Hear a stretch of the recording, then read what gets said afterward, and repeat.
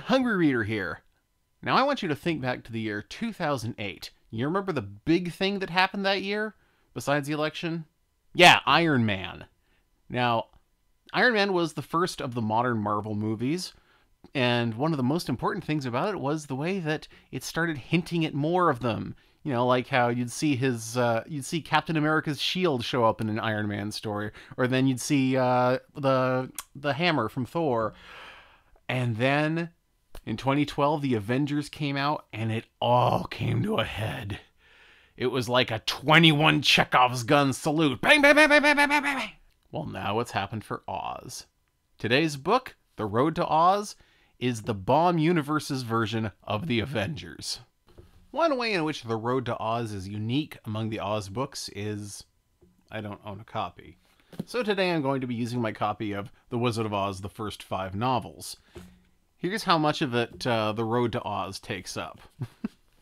The Road to Oz, in which was related how Dorothy Gale of Kansas, the Shaggy Man, Button Bright, blah blah blah blah blah, by L. Frank Baum.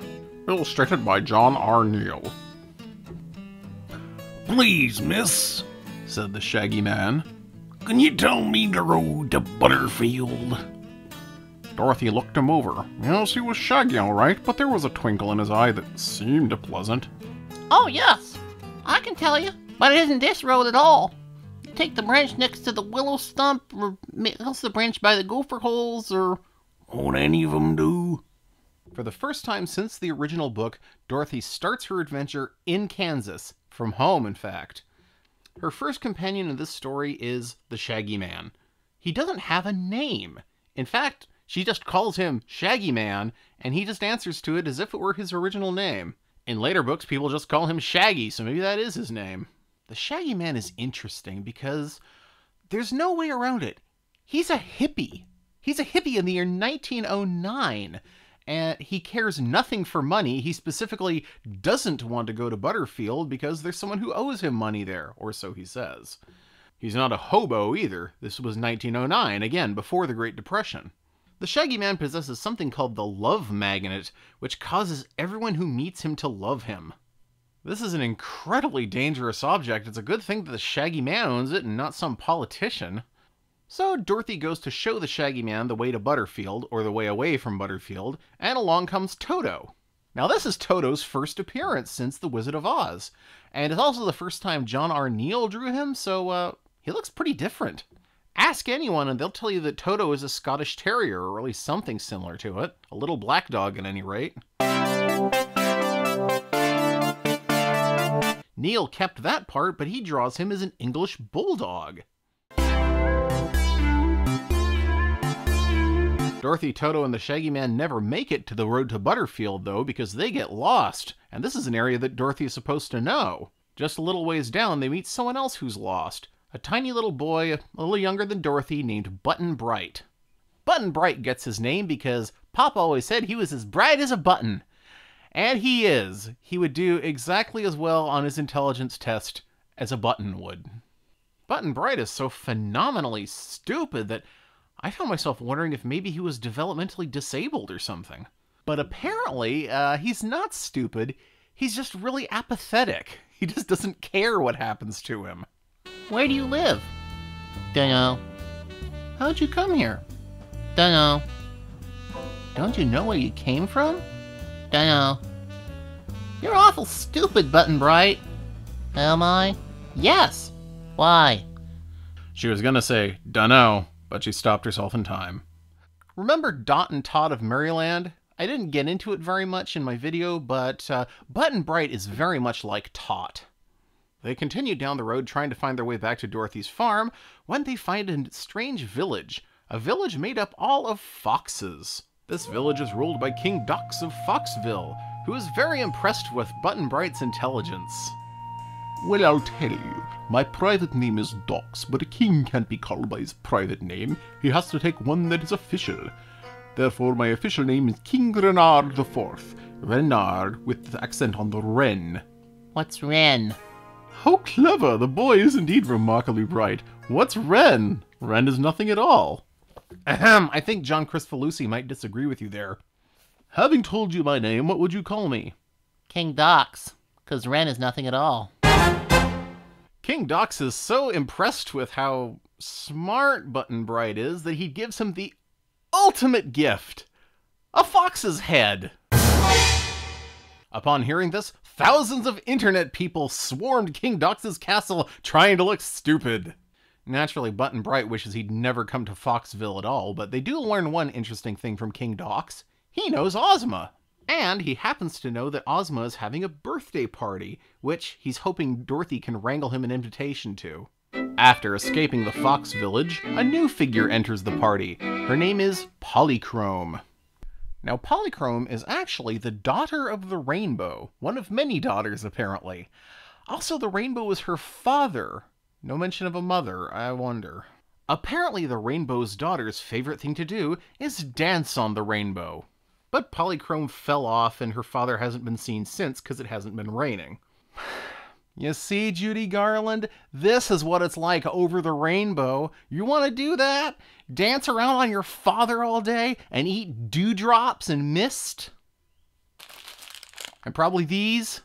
Now the road leads them into another city, a much uglier and noisier city, whose people all panic when they see Button Bright because they think he's one of their hated enemies, the Foxes. A city of chickens? No, it's a city of donkeys. They've sort of entered the Aesop suburbs. They're taken to King Kickabrae of Dunkyton. And the Shaggy Man makes the same mistake that Button Bright did in showing off how smart he is, and is given the head of a donkey. It makes you get your freak on! There's the Chekhov's gun I've been setting up for a month. Bang! Now poor Button Bright and the Shaggy Man have both lost their original heads, and the only way to get them back is to bathe in something called the Truth Pond, which is in Oz. So now they have to get to Oz. You'd think this would be Dorothy's cue to use her magic sign that takes her straight to Ozma, but... Leaving the village of donkeys, they pass by a house which is continuously playing Oompa music. But it's not the house, it's the person. And it's not his instrument, it's his lungs. This extremely musical man, or musicer as Button Bright names him, is named Allegro da Capo. And he too, like King Dox and King Kickabrae, wants to be invited to Ozma's birthday party. You might actually recognize this character because he had a very brief appearance in Return to Oz, catching the fainting Jack Pumpkinhead. Mom! My real mom! Now the party enters a rocky plain, one that looks like it might be home to monsters. And it is. Okay, let's have a brief recap about L. Frank Baum's obsession with decapitations. In The Wizard of Oz, there are 84, I counted. In The Land of Oz, you have Jack Pumpkinhead with his totally removable head. In Ozma of Oz, you have Mombi with 30 interchangeable heads she can pop on and off. I don't think there were any decapitations at all in Dorothy and the Wizard of Oz, but this makes up for it. Who are you? Schoolers! What do you want? You! What do you want us for? Soup! Don't want to be soup. Don't you love me? Yes! Then you mustn't. Soup! So what are the Scoodlers? Why, they're living jumping jacks. They have two fronts with a face on each side of their head and no backside. And if you annoy them, say by saying you don't want to be soup, they'll just pull off their heads and pelt you with them until you agree. Dorothy and your friends are taken captive by the Scoodlers, who take them before their hideous queen, who orders them run through the meat chopper and cooked with onions and garlic. Honestly, that sounds kind of good. But the party makes a break for it, and they dash back across the bridge that leads into the Scoodlers' cave. But the Shaggy Man waits at the mouth and catches all their heads as they throw them and tosses them into the cavern below. Casey at the bridge! Or maybe Horatio at the bat! With the threat of the Scoodlers gone, they find their way to the edge of a hideous desert. The Deadly Desert. So close to Oz, and yet so far. Luckily, the Shaggy Man has another trick up his sleeve. He has a friend that he can call. Dear Johnny Do It, come to me. I need you bad as bad can be. Well, here I am, but you shouldn't say you need me bad, because I'm always always good. Johnny Dewitt is a hyperkinetic builder and inventor who looks at the desert and says, "You need to sail across this in a boat. Let me build you one." And before they know it, they're sailing across the deadly desert in a sand ship like Windwagon Smith. Then they crash, but only into Oz itself, reaching the green grass and something that they've been looking for a while, the Truth Pond. Button Bright and the Shaggy Man take a swim and come back with their original heads. Now that they're in Oz, the scary part's over, a fact which is underlined by the arrival of Tick-Tock and Billina to welcome them. Ozma knew they were coming, of course. They're in the Winky Country now, so Tick-Tock takes them to spend the night in the Tin Woodman's palace, where the Tin Woodman has statues of all of his friends, even Dorothy. And here's a very clever touch. The statue of Dorothy looks like W.W. Denslow's drawing of Dorothy. It even has the seahorse that he signs all of his drawings with. This is not the only interesting flashback to the first book that we'll see in this book. The next morning they continue their journey and come to a tragedy. What is this? It's Jack Pumpkinhead's private graveyard. Dorothy ran over to the little graves and read the words engraved upon the tombstones. The first one said, "Here lies the mortal part of Jack Pumpkinhead, which spoiled April 9th. Poor Jack! I'm sorry he had to die in 3 parts. Jack Pumpkinhead died? Well, only part of him dies. This is the 4th head I've owned since Ozma made me and brought me to life. What became of the other heads? They spoiled and I buried them. They weren't even fit for pies. Once we had a dreadful time to find another pumpkin as they were out of season. I was obliged to wear my old head a little longer than was strictly healthy." God, going around with a rotten pumpkin head? That's even worse! Finally, that afternoon, they arrive at the Emerald City, where they're greeted by Dorothy's old friends, the Cowardly Lion and Hungry Tiger. Notice what the lion is wearing in this picture? It's the green glasses from the first book. And this is the last mention you'll ever see of the green glasses. In the first book, it was required by law to wear them because it was to hide the fact that the city wasn't really made of emeralds. In the second book, it was just the fashion. And now it's just something you do if you want to, and even then, almost no one does anymore. Dorothy and her friends are welcomed into the Emerald City, and even the Shaggy Man has a room all his own, although he's feeling a little bad about it, because later he gets to meet Ozma for the first time, and he shows her the love magnet. "You are welcome to Oz, but tell me, sir, where did you get the love magnet which you say you own?" I stole it, Your Majesty. Oh, Shaggy Man, how dreadful. And you told me the Eskimo gave you the love magnet. Oh, come on, Dorothy. Eskimos aren't real.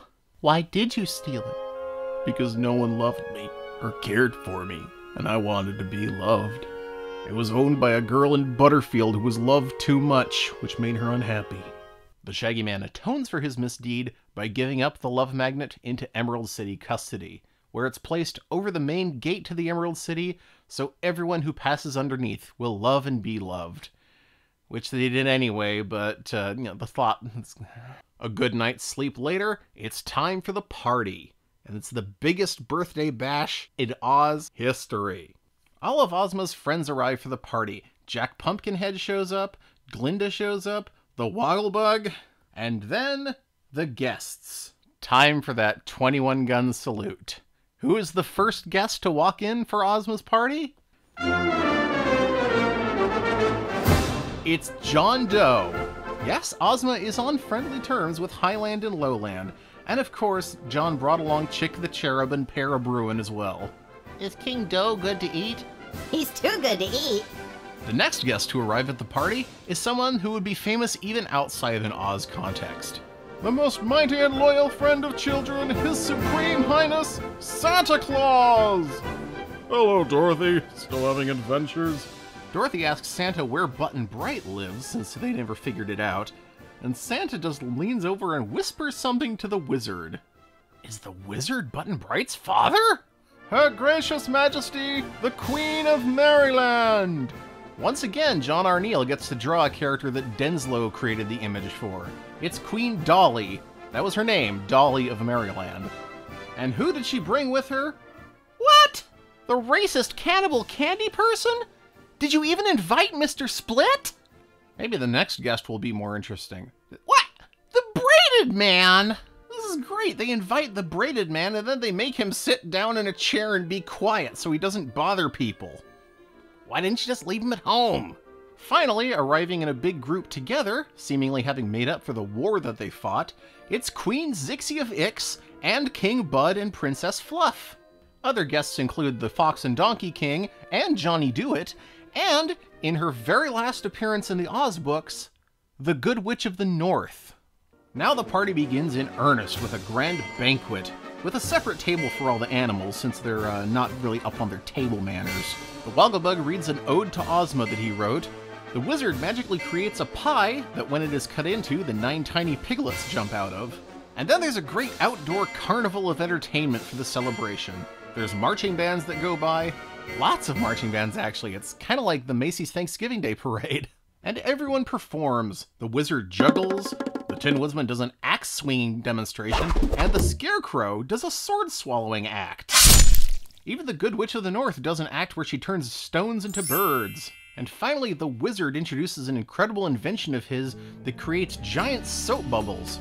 Soap bubbles which are so big and so powerful that he can blow them around people to send them home, which is how Santa Claus gets home and a lot of the other visitors. Button Bright goes home in a bubble too, but Polychrome's father finally sees her and extends down a rainbow both in celebration of Ozma's birthday and to rescue his wayward daughter. The Shaggy Man is welcome to live in Oz always now that he's mended his thieving ways. And that just leaves Dorothy to send home. After all the hullabaloo and celebration, Dorothy goes to bed in her quarters in the Emerald City with a promise from Ozma that she'll use the magic belt to wish her into her own bed in Kansas in her sleep. And the little girl laughed as she thought of how astonished Uncle Henry and Aunt Em would be when she came down to breakfast the next morning. Presently, she was sound asleep. The Road to Oz is not a crackerjack adventure story. It's not high intrigue. It's more like a victory lap. It's more like Mr. Baum saying, look at all this great stuff I've done. I'm proud of myself and I want you to see it too. The Land of Oz was always a blessing and a curse for Mr. Baum, because it was his biggest seller and the thing that put him on the map, but he could never seem to sell anything that didn't have the Oz logo on it. So naturally, he wrote an Oz book that was a big advertisement for all of his non-Oz books. It's a little surprising to me that Mother and Father Goose weren't invited to the party, actually. But considering what a cheap ad this was for his other books, Mr. Baum seemed pretty affectionate toward this book and ended up using aspects of it in a lot of his future books. In fact, Polychrome and Button Bright are the first Oz characters to migrate to a non-Oz book, having featured appearances in Mr. Baum's later book, Sky Island. Because after all, there's only one Oz book left. Oh, didn't you know? The next book, The Emerald City of Oz, is the last Oz book. There will be no more after this one. Number 6 in the series of 14 is the last one ever made. Hope you're hungry. Taste the rainbow. You don't need an invitation to come to Ozma's birthday party. The Road to Oz is available to read for free at archive.org and gutenberg.org. Or go to booksofwonder.com or all fine bookstores to get this beautiful reproduction copy of the original version of The Road to Oz with its multicolored pages and lots of other surprises. And if you want to catch up with all the Oz books so far, you can get The Wizard of Oz, the first 5 novels, at barnesandnoble.com or Barnes & Noble bookstores everywhere.